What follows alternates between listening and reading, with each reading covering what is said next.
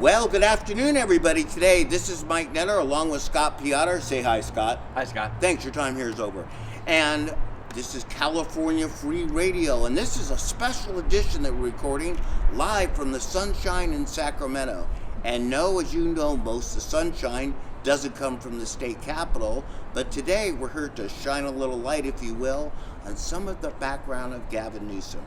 Normally, when we do this, we cover the news stories of the week. We cover a lot of other things, but today we're going to go a little bit deep on Gavin himself. But you know, Scott, I got a little bit of housekeeping to do. Go for This it. show is on at Netter Mike. It's live on LinkedIn, where you're going to find it under Mike Netter, and of course my Facebook channel, and on all 72 groups on Rebuild California. And if that isn't enough for you, go to YouTube and look up our Outrage channel. And if that isn't enough for you, well, heck, go to Netter News, because it's free and you have that kind of money. As you notice, we're accompanied today by somebody, I'm going to say it, a lot better looking than Kurt. It's a low bar. Yeah, it's true. Very low bar. I'll take it. This is Susan Crabtree. Susan, tell us a little bit about yourself, because they know all about us already. I'm a native Californian. I work for Real Clear Politics. I'm their national political correspondent. Spent 23 years, unfortunately, in D.C. and decided to break out, go back to mining California. And when I got here, I was horrified. And I kept everything, all the problems of California kept accelerating during COVID. And I decided to write a book about it. And I worked with Peter Schweitzer's group, which he is such a great investigative reporter. My co-author is his top research director, Jed McFadder, and we do a deep dive investigation into the corruption of California. And you know, we spent a lot, as most of you know out there, I'm one of the original people that started the recall of Gavin Newsom, along with our producer and Orrin Heatley that made the ballot. And it's interesting, because in talking to you, Susan, you talk about a lot of the things that I've been discussing for years. One is, and I want to dive right into it, if you will, is behested payments, because that's one of my pet peeves. And maybe you could describe behested payments, because I've been talking about it for years. They're kind of like legal bribes. So Right. let's talk about how they got here from there. Yes, so in California there's a unique situation where it's a pay-to-play scheme, if you want to know my opinion about it. It basically, any politician, including the governor, can direct payments to his favorite charity. He asks corporations, individuals, to donate to his favorite cause. And so under Gavin Newsom, it is skyrocketed, these behested payments. And in fact, we found nobody is looking at the actual public. They're publicly disclosed, but not as many reporters are looking at them as they should be. And when we did a deep dive into them, we discovered that Gavin Newsom actually directed his companies, his wine companies and his Balboa Cafe restaurant to give to his own bronze bust, to help partially fund his bronze bust in San Francisco City Hall. Scott, would you like to have a bust of yourself that you funded? Only if it's gold. I won't. Yeah, bronze is a bit cheap. Bronze is I a little think. low. By the way, I want to put this in perspective, because I talk all the time too. You and I talk on our show about how we've lost track of, billion has become the new million, and we heard Jay Oberdanti talk this morning about Howard and Kevin Kiley last night. We're at the convention again, so we run into these people. $1 trillion debt. But let's go back to million for a second, because you said something, and I may have my numbers wrong.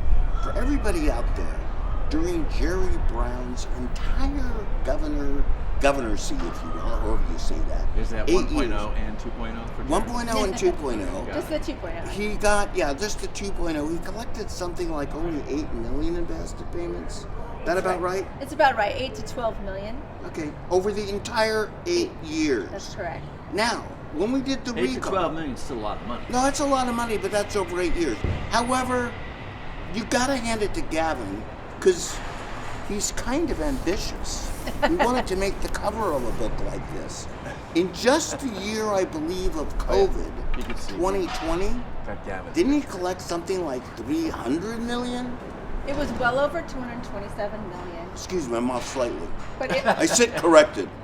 it was well over that much, and it included payments from, if we're talking about China, which we can go over later. Yeah, well, we're going to try. Yeah, from TikTok.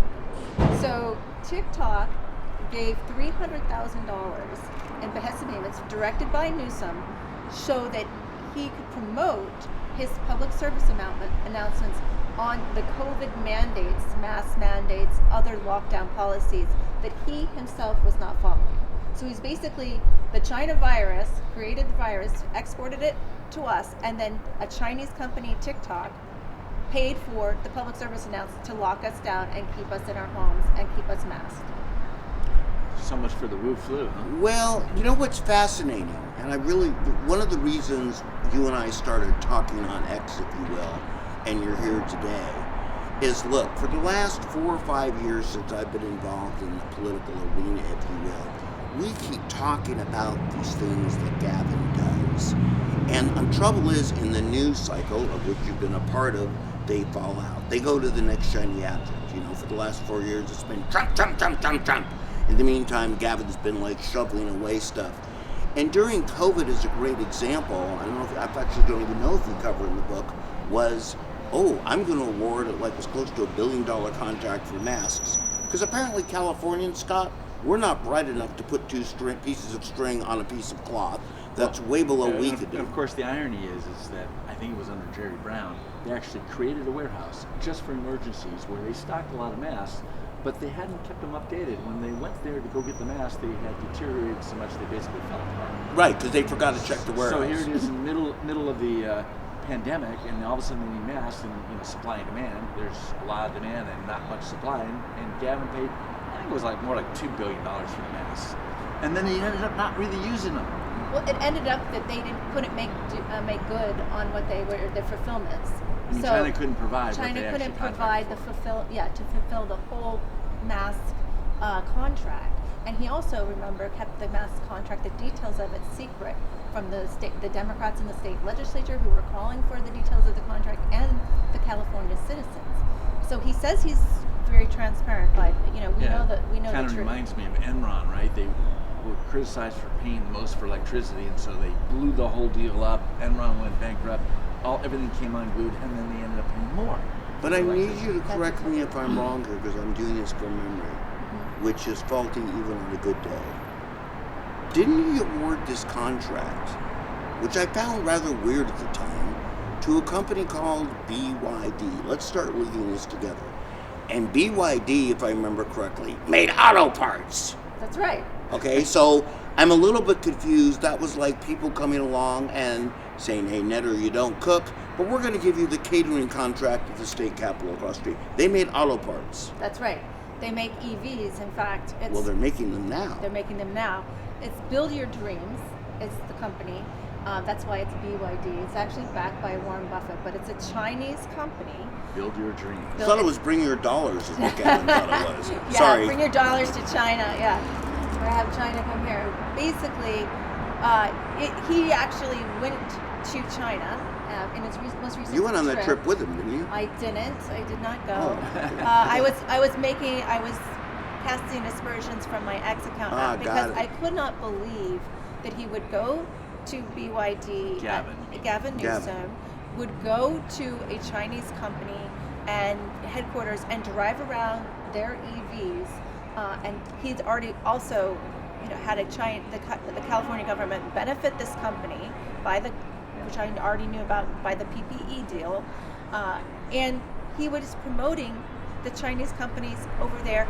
Then he went on to the Great Wall, as you know, took glamour shots, brought over his photographer that we pay for to the tune of $100,000 a year. He has a personal Wait, Gavin photographer. didn't take photos on his iPhone? No, he did not. He brought a photographer with him that we paid for? He certainly did. And then he took pictures on his iPhone. And then he also, in the meantime, but this is after, I gotta try to keep a timeline of all this. This is after he built the bronze bust to himself with other people's money. That's okay, right. so first, he cast himself in bronze, making a monument to himself. Then a couple years later, he hired his own photographer to follow him around to take pictures of him. On taxpayer money. On $100,000. taxpayer money. Okay. Keep going. It's hard to keep up. Yes, and then It's like he Robin Williams. absolutely he took these glamour shots, as you remember, on the top of the Great Wall with his sunglasses on, his Ray-Bans on, and his collar open. And then he went and had a meeting with President Xi, Chinese President Xi, and shook his hand.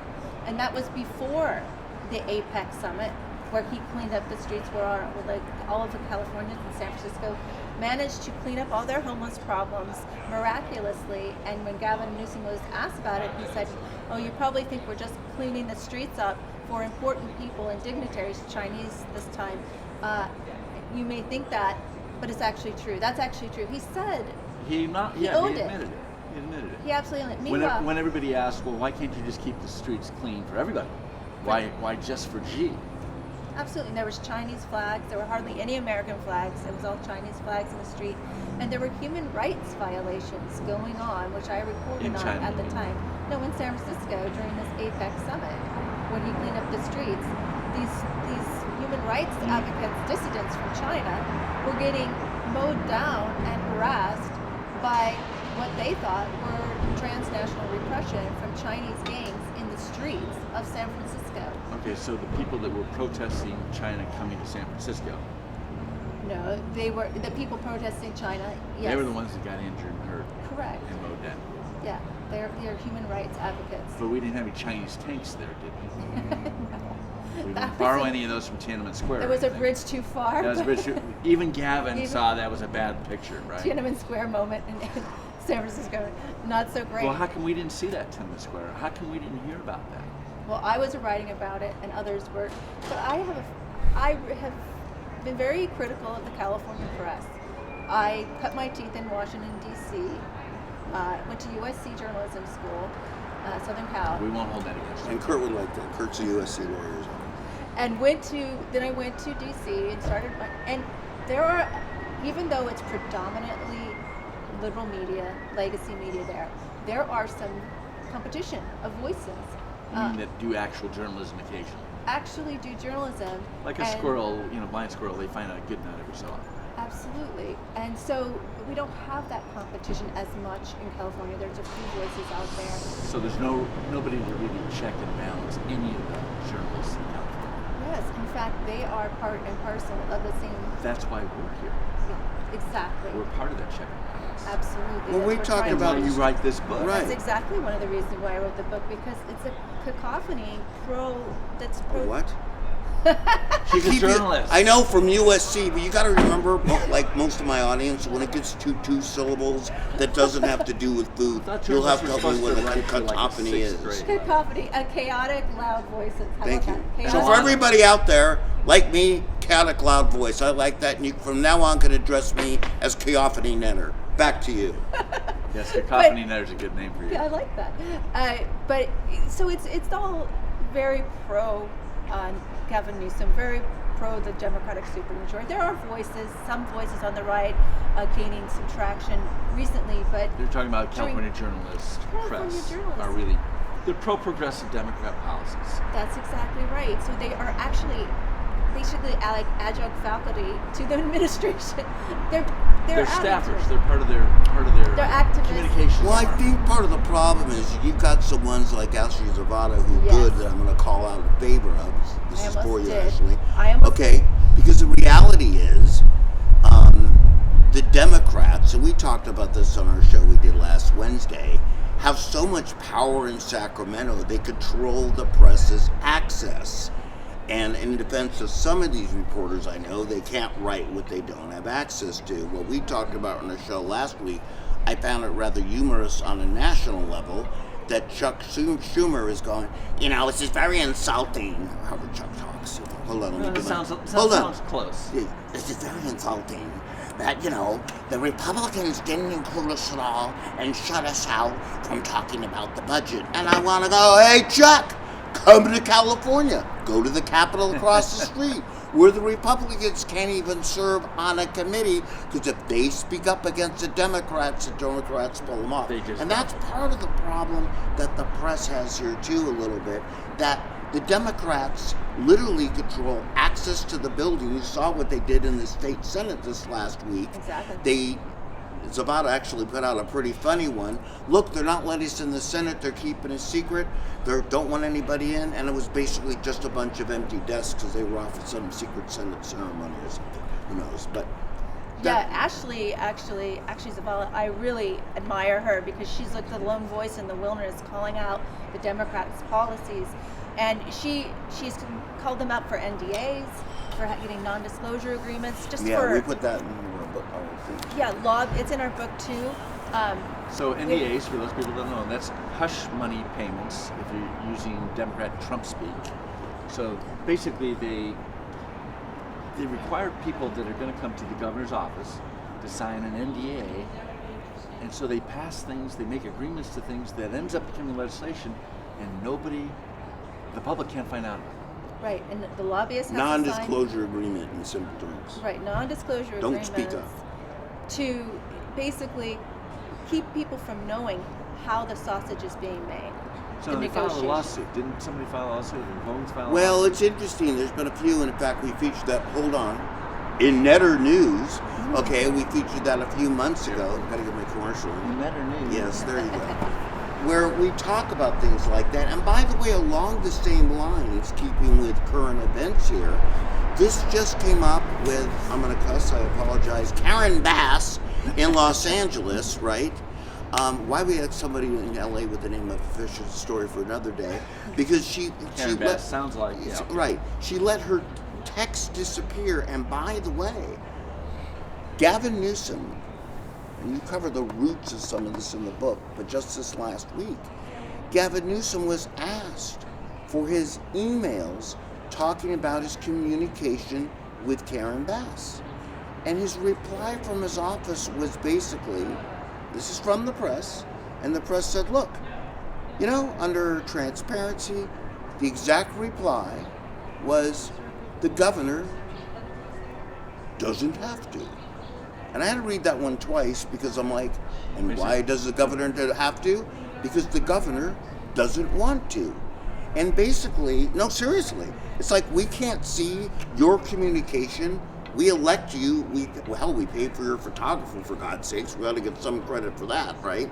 And Public Records Act request doesn't include apparently the governor? he thinks it doesn't apply to him. And the challenge we have that you're talking about, in my not so humble opinion, at least I'm upfront about it, is that the press doesn't challenge it on it, right? Right. If a Republican does that, like Bill Asali or Shannon Grove gets up there, the LA Times, sorry to cuss again, will crawl up their posterior, as we say, to find out all these stories. But when Gavin Newsom does it, it becomes 30 lines below the byline of the article.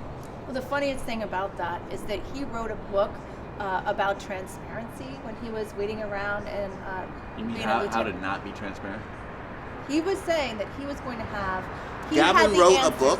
He wrote a book. No, hold on. It's a very This short is book. breaking news. It's a very short book. Gavin wrote a book.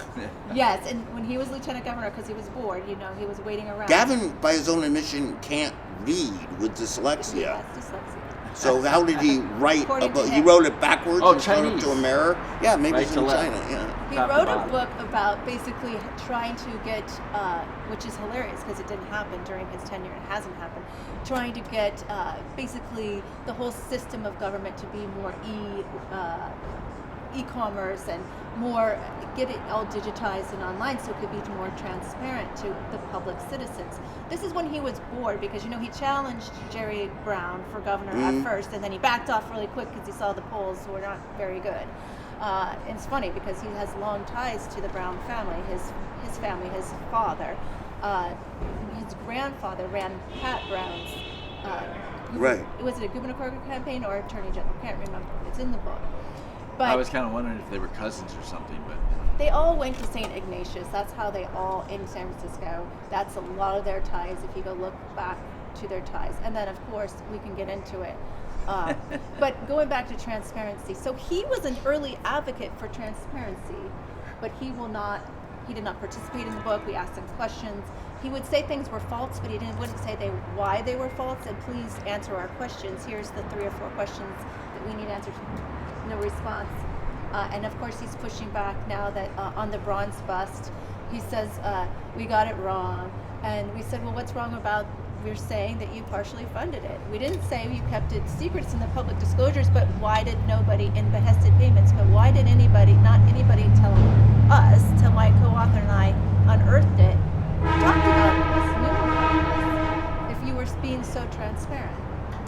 I think it's interesting because I have a friend, Stephen Barber, pitch for him, who makes the Apollo statues. He does various ones. And when he does a statue, he makes sure to go up there and say, look, I've done this statue. We went to the cellar ride, one at the Reagan Library that he unveiled. But he gives credit to the donors, right? Like, here's the donor, and I just don't build the statue. I'm really confused as to why Gavin would say, look, these people like me enough to contribute to my own face, I don't know how to put it, but basically. Why do you think Gavin is so, who does he want us to think? That the city of San Francisco, the homeless, all chipped in their little tin cups to build this? I mean, exactly who does he want us to think put the bronze? You're talking about his bust. Yeah, we're talking about His the bust, bronze. by the way, for everyone out there, that's the head. We got to keep it clean, Scott. Back to you. I think it's Again, we got a from simple here up. audience. Because it's on Fox News, says it's not this. Jesse Waters is saying it's not the size of the bust, but by YouTube.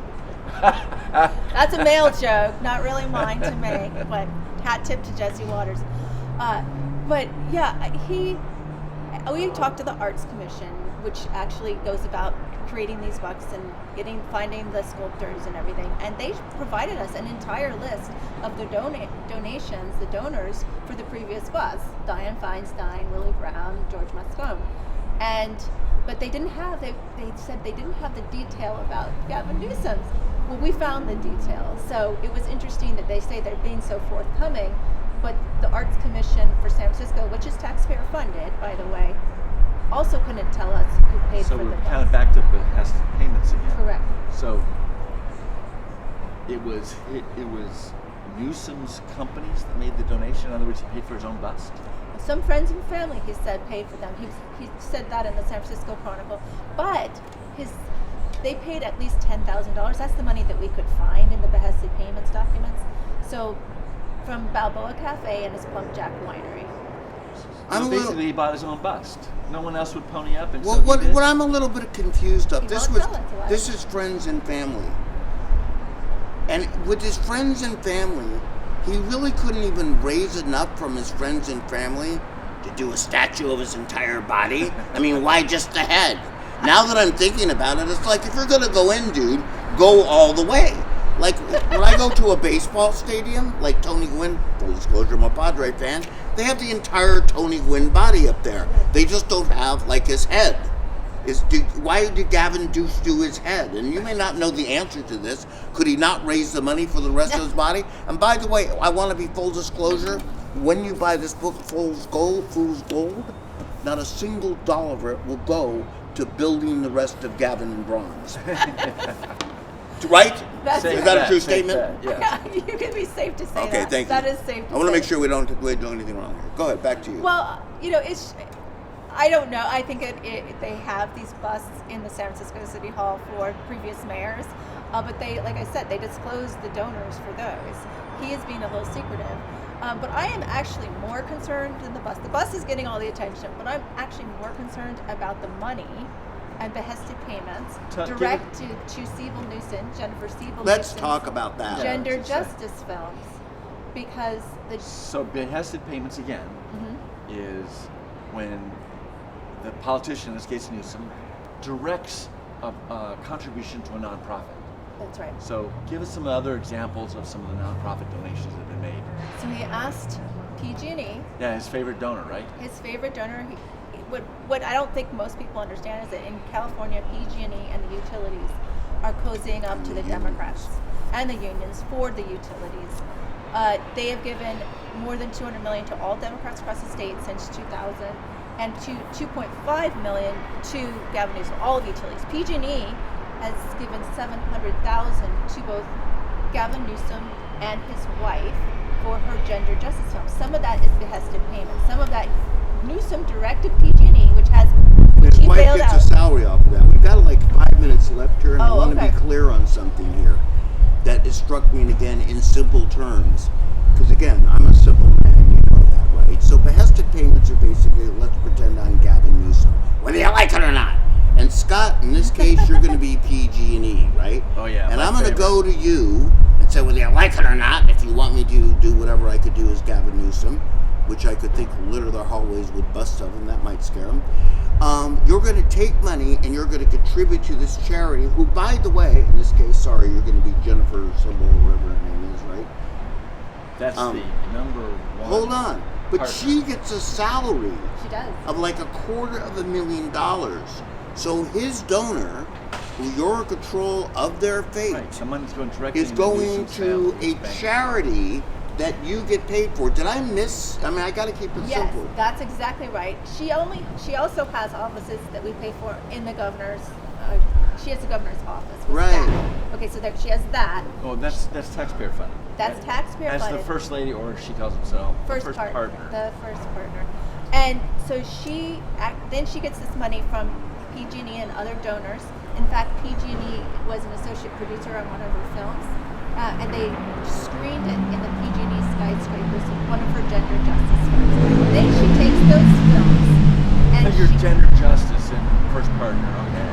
yeah, she takes those films and she sells it. She charges a fee to 5,000 public schools across the country. Oh, does the legislature mandate that the schools buy these films, or is it one of those wink and nods? It's kind of interesting because we have a DEI mandate now for the public schools of California, right? So Correct. there has to be DEI curriculum Right. that is dictated by the state. So then you come in and she has the perfect DEI film, and it has accompanying curriculum, including the gender All right approved person. by the state of California already. Correct. So we got a lot we got to talk about here, but we're going to roll a little bit toward the end here, Scott, because We have to end. yes, we're going to have Okay, to, okay. for two reasons. One, we're at a GOP convention. Third, to be honest, I'm kind of hungry because it's lunchtime. But let's put that down for a second.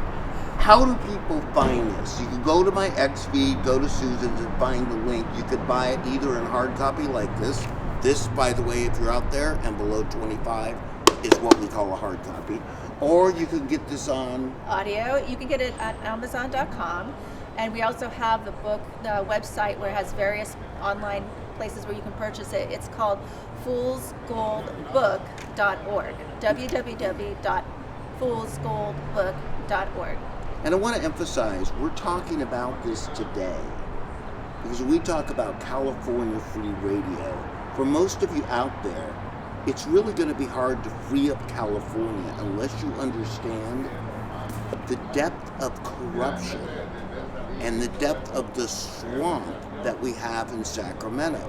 Now, it's a little bit smaller than the swamp in Washington, but it's not by much because basically the tide's a lot bigger with the Democrats. Susan, thanks a lot for coming on with us today. We'll probably have, there's so much I want to go through here, and you know, with my public school education, I could only read a page a day, so it's going to take me quite a while, so we might have to come on and do that. Scott, got any My final pleasure. thoughts here?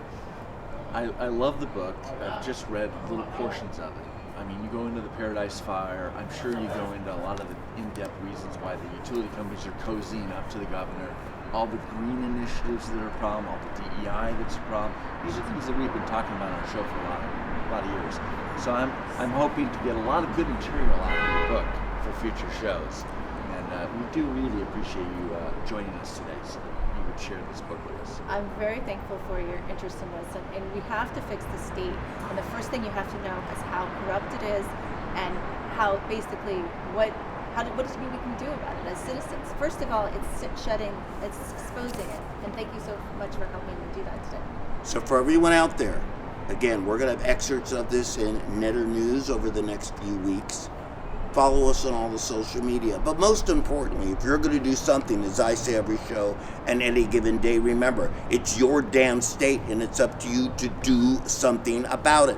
Not only watch and spread the word about this, but get yourself an education. When you look out your window and you see homeless littering the streets, and when you scream out loud because your electric bill is more than your car payment used to be, if you're even allowed to drive a car anymore, remember, that responsibility lies a little bit with you. Thank you. We'll be back next week, or probably back this week. We haven't made up our minds yet, because we're California Free Radio, and no matter what Gavin says, we do what the hell we want. Behind the blue curtain.